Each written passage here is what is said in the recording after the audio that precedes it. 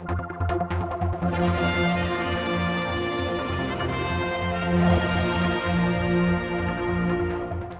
hello, and I've been away for a little bit, come back to all sorts of things going on, and immediately we had to speak to Chris Robertshaw, who very kindly agreed to talk to me about the affairs of the tribunal, Ranson Tribunal, which has come in, and to say it was jaw-dropping, we thought it was going to be.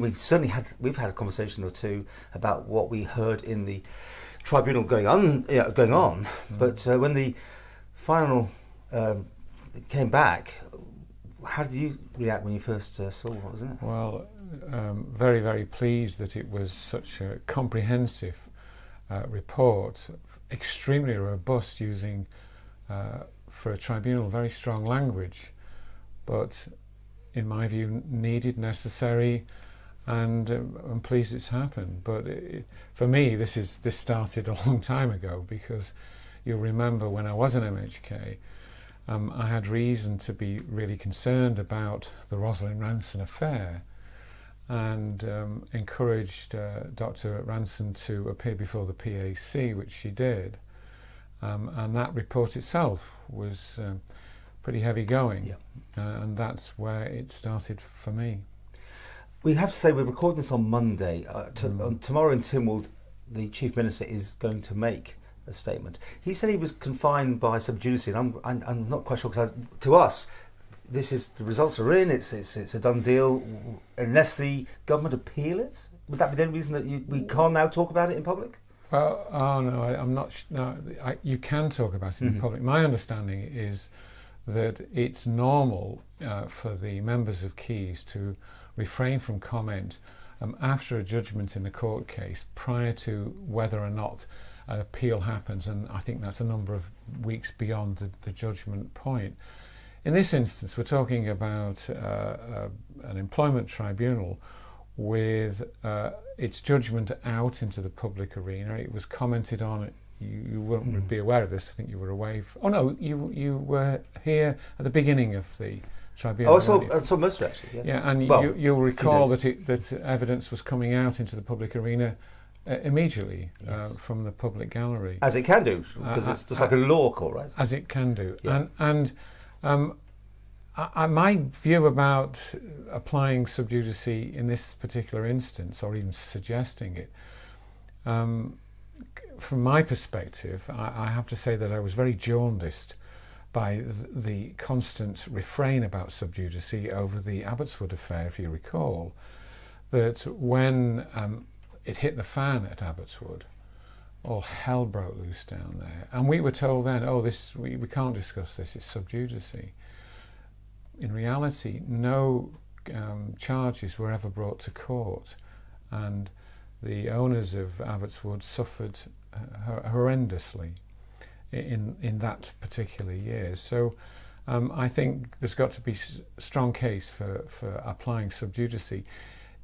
In this particular instance, the judgment is enormous. I mean, it's 800 paragraphs, but supported by thousands and thousands of documents. I would challenge anybody at this particular stage, from the government side, to not even consider an appeal, because it could only be on a technicality. There's a huge array of evidence there that will stand. Yeah, this wasn't close, was it? I mean, it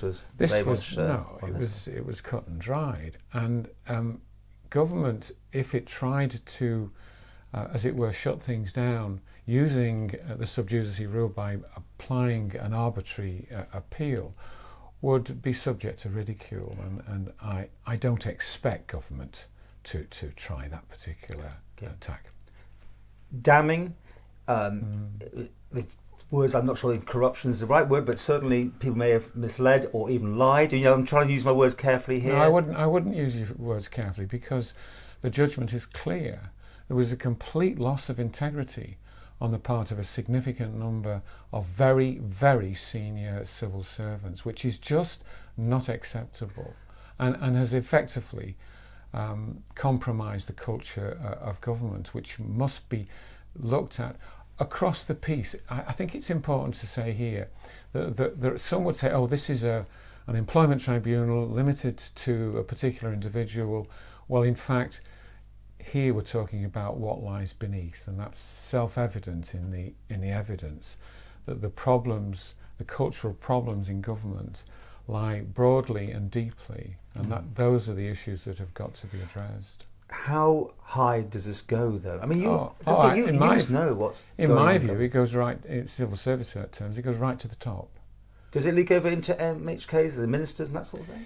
Yes, it does, in the sense that I'd like to spend a few minutes, if you don't mind, talking about my view of the position that David Ashford found himself in, and also the new minister, Laurie Hooper. So if we just start with David Ashford, if that's okay. Yeah.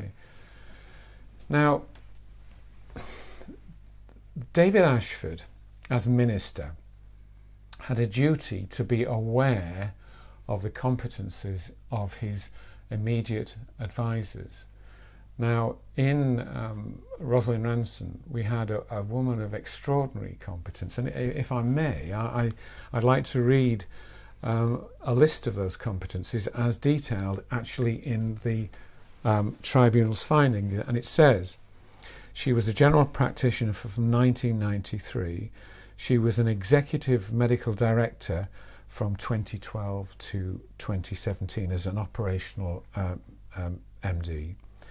She was a national professional advisor to the Care Quality Commission. That's the body that oversees the National Health Service in the UK.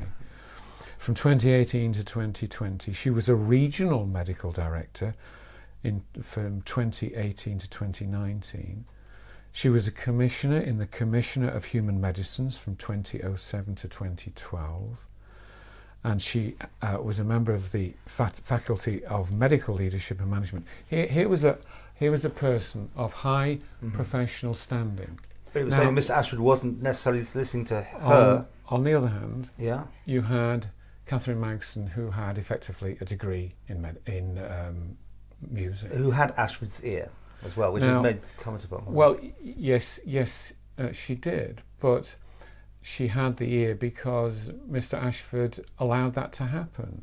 I find it astounding that he kept out of focus the leading person who was able to give him medical and clinical advice, because Dr. Ranson had also formed two groups, advisory groups, for her assistance and her work. This is bronze and silver and gold. No, that's central. Because that was a lot of tears. She had one group that advised on medical matters and another one that advised on clinical matters from the consultants. So, any advice she was trying to give to the minister was after full consultation with those two groups, and bearing in mind that she had the degree of competence that she did, how on earth did the minister find himself in a position where he must have chosen to disregard that in favour of just hearing from his administrative CEO, because that's what she was. And yet we went into the most extraordinary medical and health crisis, the likes of which haven't been seen for a long time, and the minister chose to ignore medical and clinical advice. I find that just completely baffling, and it showed effectively that David Ashford was not functioning as a minister should have functioned. He'd failed, really, in my view. So should he go, in your view? I can offer you my opinion, but I am asking for your opinion. But I think what David's got to do is to reflect on all of this and make his own decision. But fail he did. Interesting. More on that moment, I'm sure. But you bring Mr. Hooper into this. Now, he wasn't really there for most of this, was he? Why are you naming him in I'm something of a loss to understand Laurie Hooper's position, because you've got to remember that when concerns started to appear middle of last year with regard to Rosalind Ranson's treatment and my determination to get her trust effectively and invite her to give evidence to the PAC, then the PAC's, the Public Accounts Committee's decision that yes, they would hear her evidence. We produced a full report which was detailed and in many respects mirrors and resonates with this tribunal report, although of course this is much more detailed and much more sophisticated. But it was an important report that the Public Accounts Committee produced. At the time, Laurie Hooper was on the Public Accounts Committee. Right. So he was fully au fait with the background to this and understood, well understood, this went way beyond an employment tribunal issue when it came along, that effectively there was a huge story that lay beneath it, and he was aware of that, and yet he simply dismissed it as something he couldn't get involved in. Not acceptable. Really not acceptable. So you think he shirked his responsibilities, is that? Yes, I do. Oh. Yes, I do. I mean, even at one point during the tribunal, when he was being questioned by Dr Ranson's counsel, he actually started laughing, and the counsel had to advise him, you know, Minister, this is not a laughing matter. I'm afraid he just doesn't appear to be up to the job. It's really sad to have to be so critical of fellow members, but becoming a minister and carries enormous responsibilities, and yet I don't see that burden of responsibility being carried by these two individuals in a way I would have expected. Okay, let's go back to civil servants / people working, you know, in as their job. I mean, Dr. Hewitt, what do you think there? I mean, lots of comments, to say the least, on what's going on there, and people saying she should consider her position. Yes, I think she should. I do really. I mean, do you think she's bomb-proof though? Almost like they're going to protect her. Why would she? Well, be because bomb-proof? throughout all of our COVID things, I'm asking questions and I'm getting very much shut down as much as possible all these times. And now it's coming out that basically we were on the right track on the questions we were asking, but we weren't being opened up to. We were being shut down. And I'm just thinking it's a generalisation thing. You know, like, well, I mean, it wasn't a kind of a free information we were getting. I don't think that Henrietta should consider a position because she took the wrong position with regard to the non-closure of the borders. Not that. What I object to, reading the tribunal report, is effectively that she really conspired with Catherine Magson to denigrate Dr Ranson in a completely unacceptable way, such that all her integrity is gone. As far as I'm concerned. But no one's gone yet. I mean, unless this is all going to happen tomorrow, and you know who knows what's going to happen. But no one's put themselves up on chopping block it so far, have they? Not yet. But this is a crisis of unparalleled importance. Effectively, the government culture is compromised and has been compromised for some time. And I think what I'd ask you to understand is that government's a very, very powerful body. It effectively, in the AG's department, has probably, I don't know for a fact, but probably the biggest legal practice on the Isle of Man. Government has behind it a huge amount of money. It's a massive organisation that continues to grow. And when somebody wants to stand against a judgment of government, they're absolutely on their own. They don't have any support of any shape or form. And it's absolutely remarkable, if you look back, what Dr Ranson has put herself through over this year and a half. I mean, just horrendous. But who's the only other person that you and I can think of that has, as it were, been determined to stand their ground? And that was Dr Rachel Glover, which again was, as it happened, a health issue. But, you know, some people find Rachel's manner abrasive. But the point is, she had the courage, the determination, the intellect, and the independence, because her business was removed from government, to stand her ground. And again, I encouraged her to present her case to the PAC, and I think the report again is a matter of history. In this case here, Dr Ranson's case, it was her own courage, persistence and determination, support from the BMA because of her professional standing, her absolute commitment to seeing this through. Many other people would not have been able to do this and have not been able to do this. And in my time in politics, I've too often seen situations where people have just simply crumpled. Now, taking money and being gagged, of course. That's numerous times we keep hearing now how much money has been spent on keeping things quiet. Because it is so difficult for people to stand their ground, and there's got to be huge changes there in terms of making sure that that senior officers in government act with proper integrity, and B, that people who have genuine complaints of a serious nature have the opportunity to express them, knowing full well that they'll be treated fairly.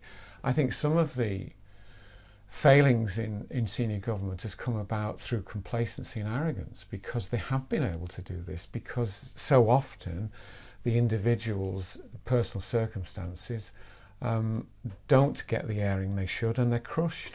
But making up metadata to backdate things, I mean, that brings in a whole I don't want to comment too much about that, simply because the tribunal have taken the unprecedented step of saying we're going to have a further hearing around So there could be court. I mean, I'm hearing contempt of court. There could be all sorts of things. People could potentially go to jail over this. I think there are potentially criminal charges.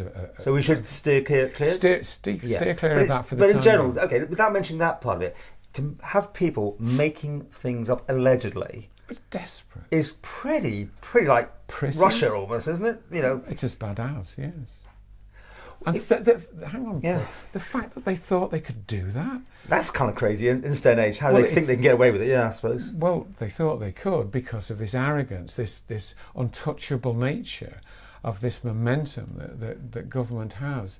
The Isle of Man. I think this interview is just the beginning of.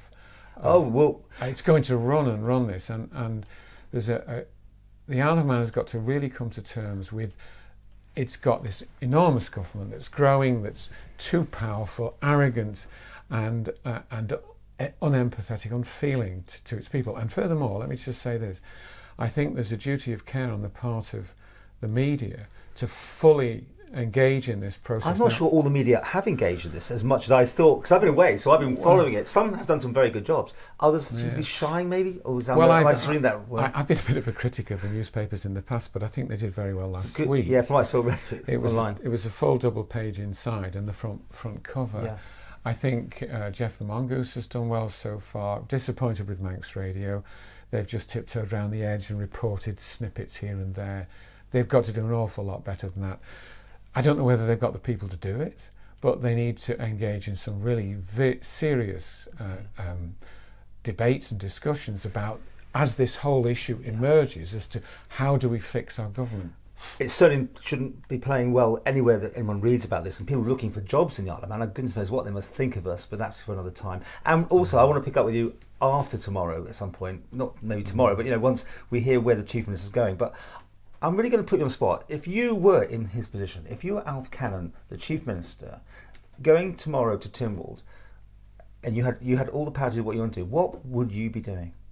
Well, who'd be going? Quite a few. Well, give me. I'm not going to. No, I'm not going to. Well, he's going to have to do something. Do you think he will do something? I don't know. That's a matter for the Chief Minister. Yeah. But he finds himself in an invidious position of having to seriously sort something out that's been wrong for a long time. Look, Paul, this isn't new for me. I mean, I was going to say, you've been in you've been a minister. I've been a minister. I've been right in the centre. Yeah. I recommended. Have you seen it? I recommended fundamental reform. Brushed to one side, and on principle, I stepped down. I resigned. I said this isn't right. I was so anxious about it. I stood again on a reform ticket, saying things have got to be sorted out. Amazingly, people re-elected me. I did my best. I failed, but here we are again. And I think MHK Glover was saying that it's too much likely that we're going to hear lessons have been learned. We will move No, on from this. no. And off it goes into the long grass. No, if that happens, it's a disaster. This really is, this case, which is the surface of all of this, must be the tipping point. And this administration must now grip it once and for all. I'm sorry, but if the corruption, and again, big word, but if it's manifest in so many areas, it is a form of corruption. Yeah. So how can you rid it when maybe everyone's protecting each other, and it doesn't always come across like everyone's looking after each other to some degree? Well, I'm sorry, it's a very strong word. That maybe I shouldn't go that far, but it's certainly there's some rotten. Well, I think apples in there. I think at this stage it's important to say there's an awful lot of really good people trying to do some very good work. Yeah. So let's get that on. Yes. Yeah. Let's be positive on the interview. But there's no tribunal starting tomorrow. Another one, a whistleblower one. But we'll come to that one another time. But yeah. For those who are determined enough to get that far, but one wonders how many other cases haven't got that far. And I've had heartbreaking stories reported to me about situations that haven't gone that far that should have done, that have destroyed lives. Yeah. So the beginning of something here, rather than the sort of wrapping it up thing. Absolutely, the beginning of a big issue. And would you have confidence that we can get I say we, the Chief Minister and his team, can get to the bottom of this and yes, I believe put a line across it and move forward? Yeah? I very much hope so.